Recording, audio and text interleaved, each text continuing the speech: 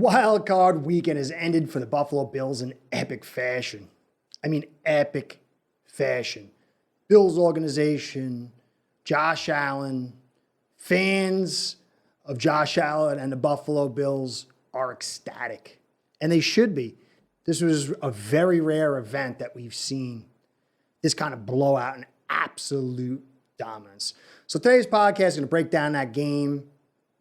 I'm going to initially do a short portion on New England because there's a lot to say about them. But really the bulk will be about the Bills after that. And then the last portion will be last podcast I did on the Dolphins. I had mentioned TD Finn's talk.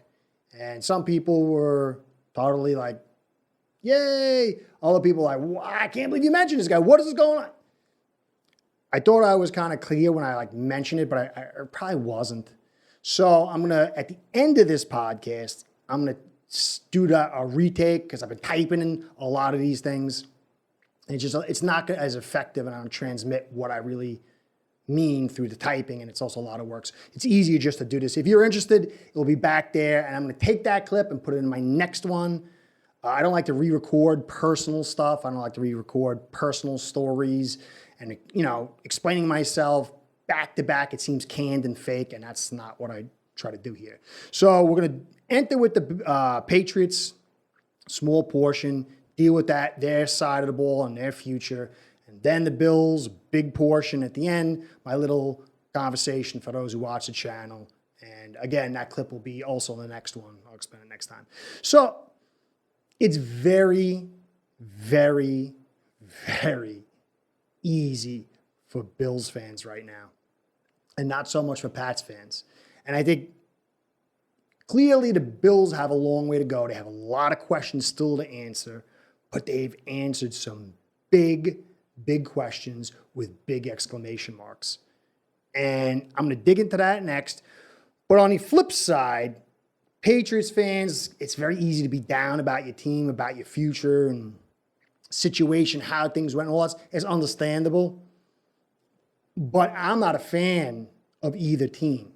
I'm a Finns fan, and I compartmentalize that fandom, except on Sundays. When I do this, my job is to be impartial and to be a football guy first. I love the game of football. I think it's an art. So it's kind of been easier for me to do this. So I'm going to come at you as a person on the outside and to try to offer some perspective. Maybe you have it, maybe you don't, as a Pats fan, Bills fans, or whatever. When the season started, a lot of I was doing videos on the Pats. I liked their build. I liked the physical build that they were trying, the old school way they were going. And a lot of Pats fans were like, that is a rebuild year. We ain't going nowhere. Blah, blah, blah, blah, blah. I was like, oh, I'm surprised. I like what's happening. To go 10-6 or 10-7, whatever, I can't remember. So extra game screws me up. Make the playoffs with a rookie quarterback is an accomplishment, no matter how that wild game played out. Mac Jones was the last quarterback taken in a big quarterback draft, taken 15th overall. Even if he's just an above average quarterback, taken at 15 is a great thing, because even if you find a better quarterback and move him on, you're going to get that capital back and probably more, because this quarterback position is so overvalued. Mac Jones to come in, Brady was sat a year. Mac Jones came right in, and he had his ups and downs, but you could see the potential, the possibilities. And even in this game, there were some really good moments for him, some inconsistent moments, and blah, blah. We're going to go over that. I'm going to have film, a small bit of film for the Patriots and a larger bit for the Bills. But the Patriots are in a good position. They're really set up to be the second team in the division, and depending on what they do, they can continue to vie for first in division and more. Now, Bill Belichick, I say Parcells, is now in his second year without Brady. And he didn't have a good year one. There's a lot of context for that. Year two, he made the playoffs and got blown out. Year 3 is going to be the big one where they're going to start saying, without Brady, you can't do much. So it's going to be a big deal to see him, but I wouldn't start judging now. I'd wait till next year. And when you look at the team, there's a lot of good pieces, but there's also some questions. And I don't think Mac Jones is part of it. What I got from watching this game was this defense has two major flaws. One, they can't stop the run. And two, they lack some top-end talent, athletic talent. And I know, the concept is to have this smart defense and play bend but don't break, but you still need some athleticism because the Bills exposed the holes in this defense, lack of maybe real potential, like heavy pass rush. But more importantly was that interior power, that interior strength. They don't have a Will Fork. They don't have a two-gap interior defender. And they were kind of gobbled up. I mean, a lot of that was also Josh Allen on the move. But those two components can be found, can be added, and I think it will change the complexion of this defense. Because reality is, for both Bills fans, Pats fans, Dolphins fans, Jets fans, fans of the NFL, Josh Allen showed himself to be unique. A unique talent. We have not seen this type of player, this mold of player. Not saying he's the greatest ever, but this type of unique set of skill sets in the NFL ever. There's certain players that kind of were close canvas in that ballpark, but never reached this level. Lamar, he's an unbelievable mobile quarterback, but still lacks a little bit of the perimeter passing, ability to go through progressions, and the size to endure the abuse. Josh Allen's like the old-time quarterbacks who would throw and run, but we never thought we'd see again. His ability is unique, and that means you need to find unique ways of dealing with him. And that tried and true traditional methods is not going to work. So the Patriots have to readjust, along with the Dolphins, the Jets, and everybody else, how to deal with this guy. Because if the offensive coordinator says, we're going to run this football, have a semi-effective running attack, work some play action in there, and still let Josh Allen throw the ball on occasion, do his magic of escaping and running, and a few design calls, it's very, very difficult to stop it through conventional means. Because when things break down, Allen just creates something. So going forward, Bill Belichick is going to have to adjust his concepts on how to stop Allen because it's all going through Buffalo now. AFC East is going through Buffalo, and everybody's got to not chase the Patriots' way of doing things, chase Josh Allen. Now, on the offensive side of the ball, clearly they need a receiver who can create explosive plays, who can demand coverage, and who can break double coverage. They're going to need that. They're going to need a little help at tackle. The tackle situation, Trent Brown, I kind of like. But the left tackle spot's been injury prone, in and out. It's really not working. And some of the interior stuff, really, I thought it was going to work much better. I don't know. I need some fans to say to me, what happened to Michael Onwenu? How come he's not playing? I don't think it's an injury. He played so well last year. I got to look into that. So the offensive line really needs a little bit of help. Tackle, probably a really, above average to good tackle, an athletic above average to good tackle, and a star receiver or a very good receiver or somebody who can basically break open the top, even if he's just a speedster. Mac Jones has a lot of good stuff going on, but he's going to win with a team. And you can see during the night, he had some success. We're going to take a look at the tape here and take a look at a few things. For me, the first part was I was a little surprised that Stevenson didn't get more carries early. Damian Harris, this play right here, he's got to make this happen. This was critical. I don't understand how he couldn't put his foot in the ground and just dive for that first. This here, you'd see, that was just Mac not really reading properly. And it happens, and he's going to learn from that. He should have got the receiver making the out. And then here, look at this. I did an off-season study of him throwing the ball short like that. Then it was the deep ball. That was a great pick, but it was short. If it was in front of Aguilar, it would have been a touchdown. Then you come back over here, and this is a nice pass. But again, if you look a little closer, you'll see this was a nice pass, but it was a little short right here. And so there's just little bits that he needs to improve on. And if he does, it's going to change a lot. But you'll see that he had a few good plays, but look at this pass. This was a beautiful, beautiful pass. So the potential's there. You know, you could see this kid has high potential. Elite, it's tough to say. I don't really see that yet. I mean, it's hard to extrapolate this into, like, say, Tom Brady, because that's where he's going to need to be to get that good. Because he does lack he lacks the physical movement skills. He lacks a really big arm, though he could fix some of that through his mechanics. His mechanics are a little off here and there. But overall, Patriots, I think, are in a good spot if they can fix a few things. So I wouldn't hold my head too low. Now, I'm going to move on to the stars of the night, the absolute stars of the night, which was Josh Allen and the Bills. And I say Josh Allen and the Bills because clearly Josh Allen was the best player on the field by a country mile.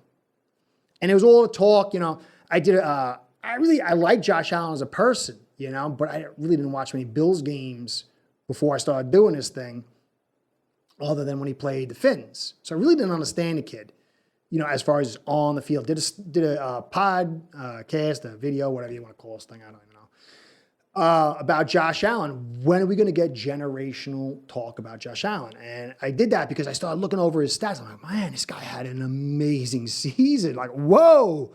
So I went back, watched some tape and this and that, and I really became not a fan of the kid as a person, but also as a player. And at the beginning of the season, I said, my fear is that they're going to give him too much. They're going to try to turn him into Dan Marino. And that can really get diminishing returns. This kid needs to be a big piece of the puzzle, but not the puzzle. I also said Bills needed a really good running game. Not a great running game, but I should say really good. But a quality running game to support him, because so many things could be built off a running game with Josh Allen's talents. And I said I thought that Knox was going to play a big part because the tight end position is it's easy, cheap ways to get yards, and especially with Allen's talents, it could be a huge piece of the puzzle. So I'm going to go over some film of the Bills. I mean, it was very clear. You can't deny it. Like all the people, Josh Allen is just What do you say after this?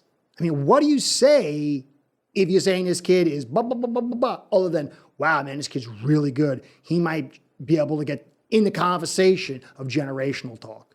I mean, he's got a lot more to go, but in the conversation, it's not saying he is, but in the conversation, it's very, very difficult for the hard critics of Josh Allen at this point. Some will stick to their guns until they die, but, you know, whatever. All right, so, I mean, Singletary had a good day, not a great day, but a good day. He was a quality player. And this is what I've been saying. You need this kind of running game. I mean, look at this. This means the defense is focusing on somebody other than Josh Allen. And every percent point they don't focus on him, it's just, I mean, look at this run. This was a beautiful run. Patience, ability to cut, speed. I love this run. As a running back, former running back, small degree, I love this run. And this just goes such a long way for the Bills. I mean, just look at this.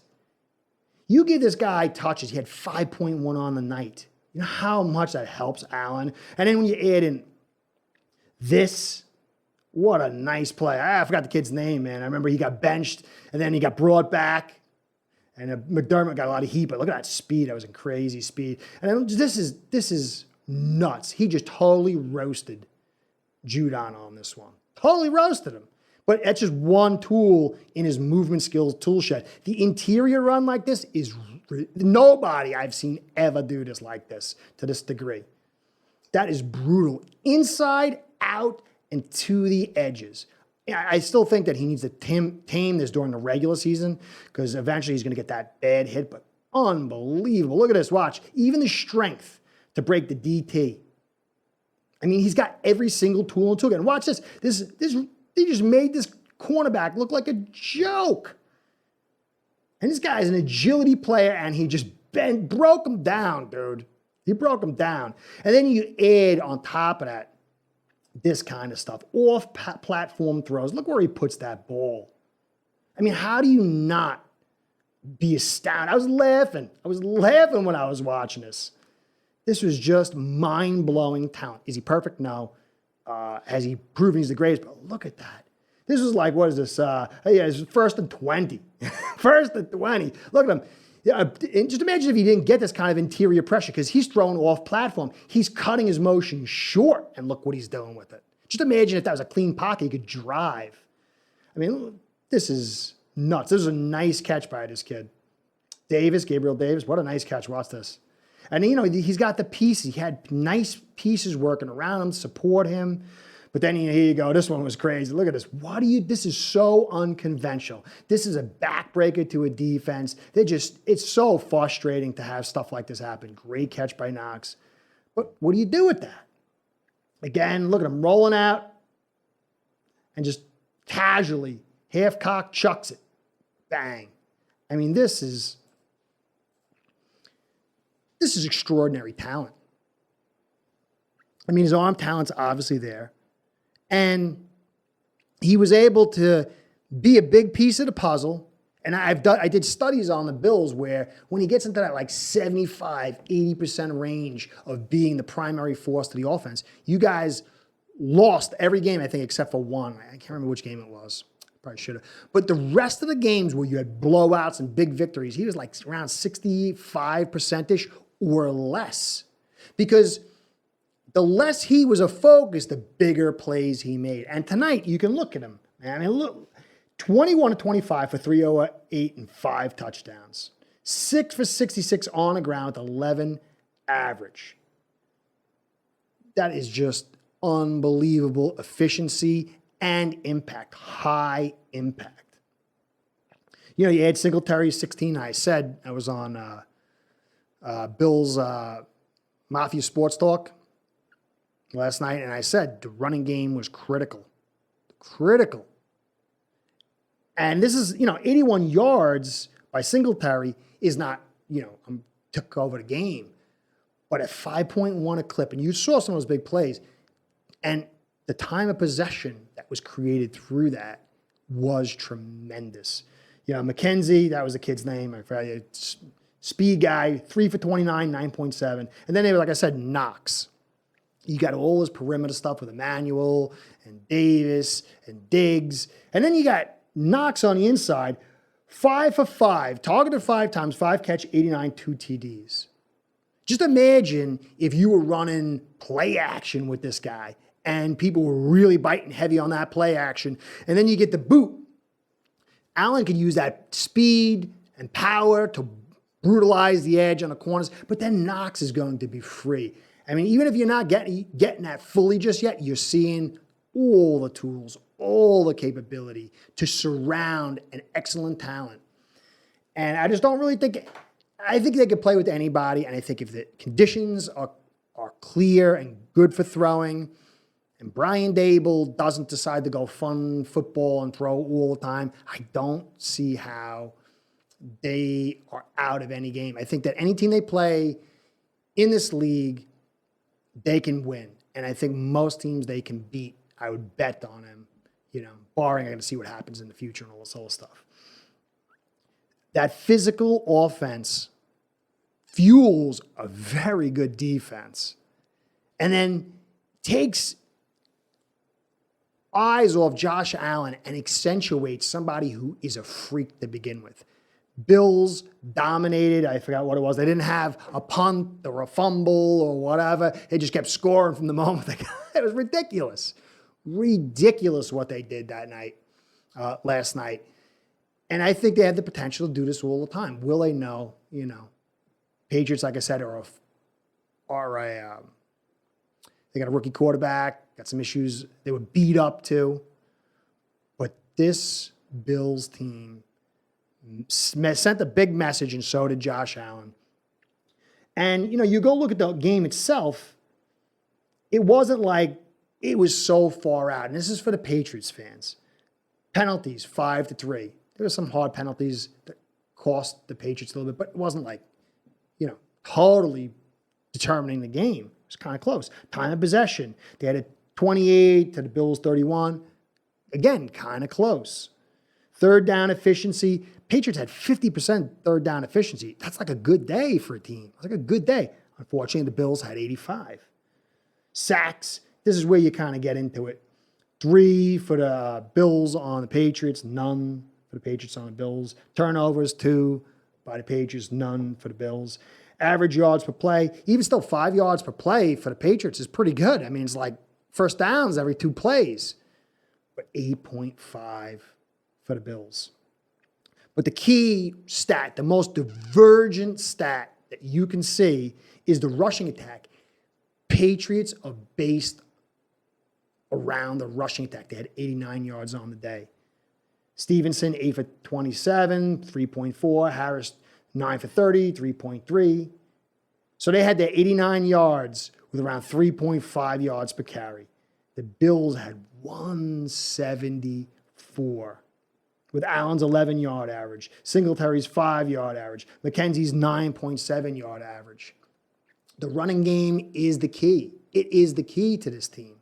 Not like it's got to drive this team like the Patriots, but when it gets into that like 30, 40% of the juice, it just turns Allen into an utter monster, this offense into an utter monster. And when they get ahead, the Bills' defense is really tough to handle.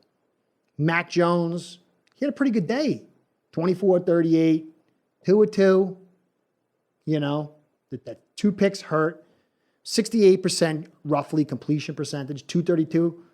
I mean, he was like 70 yards less than Allen.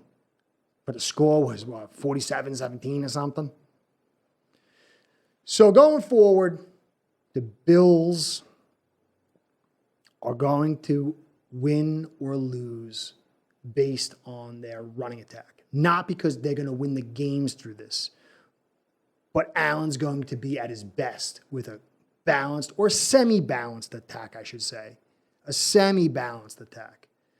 And if they can do that, I think Bills fans are going to get their long-awaited dream. I can see them going to KC and beating them. Because to me, I still think Andy Reid's going to try to go fun ball. That's what he does. That's how he lost this year to the Bills. He went fun ball. And fun ball doesn't work when the Bills come out and they're physical. And Josh Allen's creating those yards. And they're running the ball to keep the defense honest. So this really could be the year the Bills make it back to the Super Bowl. Still a long way to go. Allen's got to stay healthy. Dable's got to stay balanced. Sometimes I think he's a little unbalanced, if you know what I mean. And if that happens, I will say congratulations to you Bills fans. I wish it was my team. I wish it was the Dolphins going in, but who knows what's happening with us. But I take pleasure, the non-fin side of me, for people to finally get their long-awaited dream. This is football. It's a sport. It's not life or death. So I'm going to be rooting for you. I'm going to continue to cover the Bills and Allen going through these playoffs. Definitely rooting for them. Going to have a little conflicting interest if you guys play the Titans. Like Tannehill, I really respect that franchise. A little bit of conflict of interest with Burrow. I really like Burrow. Not so much the Bengals, but I like Burrow. But overall, I'm really behind you guys. I hope you don't play either one of those teams so I could be a happy rooter. I just want to play a fan of sorts. So good luck, Bills, going forward. Patriots, hold your head high. There's a lot of good stuff going forward if a few things get fixed. But this was an amazing game in the regard. It wasn't a fun game to watch in the sense that you were hoping you were seeing good competition. But what a display. And I think it's a stamp of approval. I think that many of the doubters are going to turn over a new leaf and start giving Allen his praise. So this is Curtis. I got to do I'm going to attach my little bit here about TD Finn's talk. So we'll get into that now. All right, the thing is, I didn't want to do this thing twice, and I forgot to hit the audio button, so I got to do this whole thing again. This gig is It's a little odd, guys. I mean, it really is. For me, it's extremely weird. I never wanted to do any of this stuff. I don't like taking pictures. You know, sitting in front, I got to stay at your face, look at your face in these videos to watch it. You see, oh man, I look like that. I'm getting that old. I got that wrinkle. It's bizarre. And then, you know, you got to communicate with all these people that you have different ideas you don't know about, but that's part of the gig. And then you're dealing with people in your like career area that you got to associate with their ideas and who they are. Very, very bizarre. This is like off the trail that I'd rather just be behind the keyboard, write my stories and my articles and just be, you know, by myself. But I chose to do this, man, you know. Ace per head, they believed in me. They made me an offer I can't refuse. Then my wife, she heard about the offer and then she told me to do it, so it really was an offer I can't refuse. So now I'm here. And it's an odd gig, like I said. But the key for me, the mission statement that I have is to serve the viewer. And that means, in my belief, in my framework for what I'm trying to do here, is to try to be honest, even-keeled, and to communicate. And the communication part really, really means a lot. Mentioned in the last podcast how I was one guy and as a kid, really screwed up, didn't communicate. Somebody opposed me, I would always take it a level higher. Talk to me sideways, curse you out. You come at me, put you in the ground. You know, everything was war. And in war, two of the most critical things are information and initiative. And so whatever you brought, I was going to bring it higher and have the first attack. Whatever that was. And I was committed to go all the way on everything. Until Miss Capianca, sort of screwed up kid, gave him some tools, showed him love, and headed me in a different direction. So I thought I was kind of like clear on the whole TD Fins Talk thing, but I probably wasn't. And my job is to communicate with you and to be clear. Some people they don't care. Some people like TD. Some people don't. Some people ask me like, what are you doing? And I've talked to them many times. So I have to explain myself. And typing it, man, it's a lot of work and it doesn't really come off right. So I'm doing this thing, take it and put it in the next one. So all the people, it's really weird. It's really weird, this whole thing, you know? It's really weird. You got to communicate with all these people. But I like it in a sense, but it's weird. So I'm going to do this here and communicate why and all that stuff. But I'm going to start off with the story. And this was the stamp that Miss Capianca started, but that seal, that stamp happened right here, and it's carried for the rest of my life. And I carry it very fiercely and with great fervor here. And this is the reason why. When I was in my late 20s, still wild, but like growing and understanding myself first before I could understand those around me.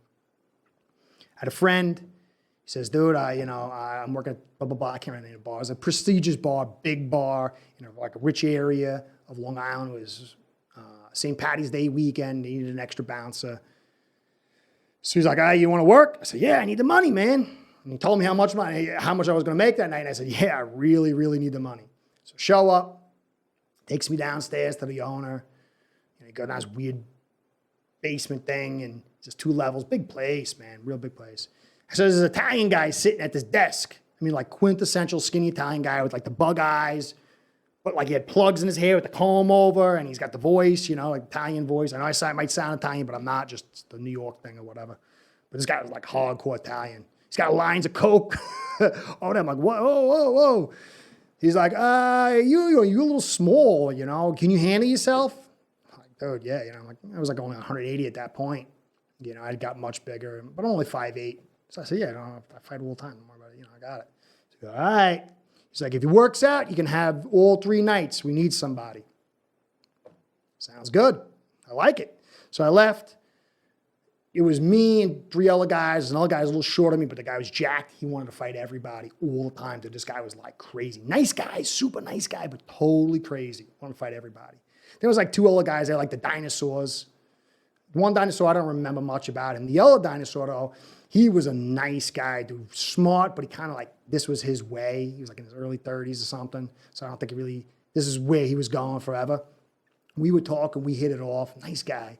He says, listen, you know, every once in a while, we're going to take people into the alley out the back door. Don't come. Because we were talking before everything got hot, you know? All right. He's like, you just stay here and watch things when we take them in the back alley. One night, you know, if one guy gets taken out, 2 guys, 3 guys, 3rd time or 4th time or whatever it was, a guy gets taken out in the back. Little guy, the big little guy, comes back. He's like, oh, we stomped that guy good. He was peeing himself, you know, mess on, you know, laughing. And so this alley here, guys were getting wrecked. This is how violent it was. It was pretty wild. That night passed. I didn't get any fights. Kind of talked my way out of it. I was still more into talking than fighting, you know, unless I got really angry, but I wasn't really getting angry. I was prepared. Next night, my buddy, he's in a Celtic rock band. He couldn't show up, so it was just me. We were a little on demand. And I come there, night's going on, you know, guys getting taken out in the back. At one point, they're like, listen, you know, we're going to take some dudes out in the back, into the alley. He's like, just watch the back for us. So I put my jacket on. It was a cold night. So you couldn't see my bouncer shirt. So I go in the back, some, you know, people out there, light people out there, whatever. So I'm there. I don't know how long it passed or whatever. I'm just waiting. I'm just, you know, waiting. That's what you do. You know, you wait and watch, wait and watch. Something happens inside. Guys start spilling out some kind of fight or something like that. It's all over the place, getting mayhem. And I'm like, you know, stop. I'm trying to control the situation. All of a sudden, I see a flash to my left. Turn. Before I can even make it, some dude pops me in the face. Boom. Not like a hard shot. I mean, it was like nothing, you know? But I was caught off surprise. You know, I was caught by surprise.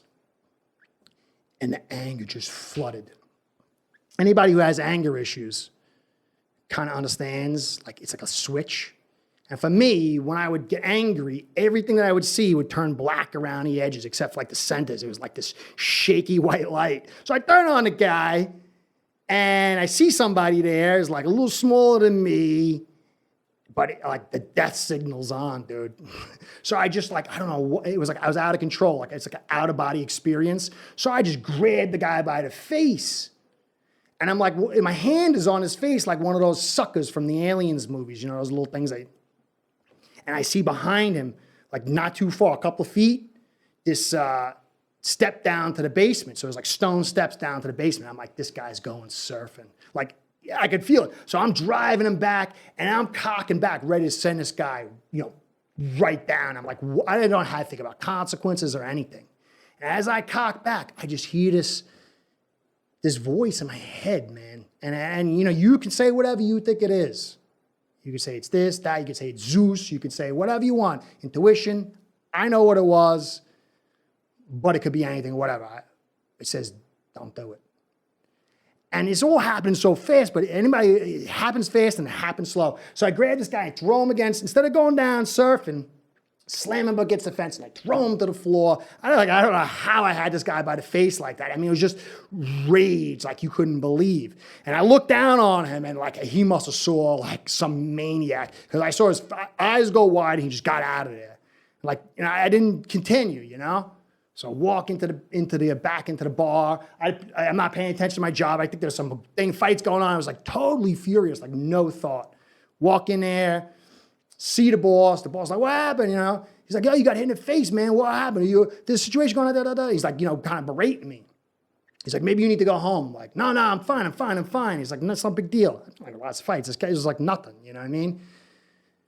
So he walks off, and I'm like, oh, man, I'm losing my job. I need this money. I should have surfed this dude. At least I would have got this guy surfing, man. I would have got my revenge. I would have got my anger out. And a little while later, I'm sitting there. The little dude comes up to me, the little big guy. He's like, you did good, man. You did good. You're strong German. You're strong German. I'm like, you know, he was a nice guy. So I see the kid talking to the owner. What's going on? You know, like I'm starting to get re-aggravated. And then the kid starts walking over to me. I can feel it. It's like rising up again, you know? But then when he gets to me, I see him, because, it's kind of dark bar or whatever. I see this kid. He's just a kid, like a kid. He shouldn't even been in there. It was like 18 or 19. And like it drained out of me. The anger drained out of me. I'm like, oh my God, what if I did that to this kid? He's a kid. He's a little kid. So the kid comes up to me. He's like, man, I didn't know you had a jacket on. I didn't know you were bounced. I just thought you were trying to order me, so I hit you. I said, I really want to say I'm sorry. He's like, what can I do? Is your face right? I said, no, that's all right, kid. Don't worry about it. Don't worry about it. Let's get out of here. It's all good. It's all good. So he leaves. My boss comes over to me, and I'm like, now I'm in sobriety mode. My boss comes over to me. He's like, you did good. He's like, the kid told me what happened. I understand. He's like, hey, man, your face. I thought it was going to be like black, blue, whatever. I thought it was going to swell up. I said, dude, nah. This guy was like not a fight, obviously. I said, hey, it worked out. I didn't know he was a little kid. He hit me. I turned around. He's like, I'll tell you, you know what I was going to do? I was going to take this guy and send him surfing down the back basement. I was like, oh, I'm glad for you. You didn't. Do you know who that kid is? I don't know. He's like, he's the son of some Italian dude who's like a mobster or connected or something. He's like, you'd have been in big trouble. And like it all hit me. It was like the drunk that has the huge bender and he wakes up and, his keys are up his rear end and the house has got a car in it. And he's like, oh my God, I've done too much, man. This is it. This is the last time. I'm like, if I had done this to this kid, he'd have either been dead, paralyzed, or in a hospital long term. I'd have been sued, gone to jail, and I'm in jail, which hurting some kid who was connected to the mafia. I'd have been dead meat. At best, I could have been a lot worse done to me. I'm like, man, it's all so clear. And from that point, I refused to ever be dominated by my emotions. I refused to lack violence. I refused to be who I was. I mean, there was a few little dalliances after that for a couple of years, but I have never been like that again. And that commitment, which started with Miss Capianca and was sealed on that day, is what I bring to the show. I believe the show. I believe information.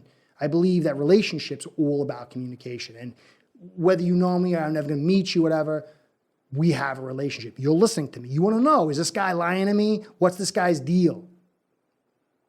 This is why when you look at the comment section, I really answer the disagreements the most. I spend a lot of time because that's where the magic happens. When two people come together and they're in disagreement, but they could keep it peaceful, the magic happens. Because either the one person realizes they're wrong, the other person realizes they're wrong, and one of those two people come closer to the truth, or three, there's still peace and relationship and communication and disagreement. And that to me is critical in life. And so when Flores was fired and it caught me off guard, I could feel that anger and that rage and that passion. And when Hovertrout, who spends a lot of time watching my ridiculous little videos, investing in me, he puts comments and answers and thoughtful ideas. He's invested a lot, says to me, hey, go check out, TD Finn's talk. He's not a big Tua fan, neither is TD. I guess he was trying to send me for that. And when I got there, I saw some stuff on Tua that I disagreed with and some other things. I just went, picked up some sound bites and said, I was already angry. I'm like, I got to make him something else. And I was ready to do a video saying, And I said to him that, and he goes, no, man, go back and listen. And it was at that point I realized that it's not just about fighting. It's about dealing with people with different ideas and listening.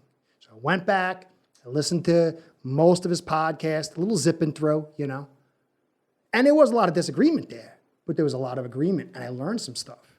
And then when I came back in the comment section, like how odd, it's like almost like that voice, you know what I'm saying? Like the universe or whatever you want to call it. He had put in there, your show's good or whatever. I like your show, but I'm like, oh, that's nice. I'm like, here I am ready to like go on attack mode. And this guy is saying something nice. So I emailed him and he was really nice. And he was like, really spent time typing. And then he invited me on the show. So the lesson learned for me was The magic happens with communication.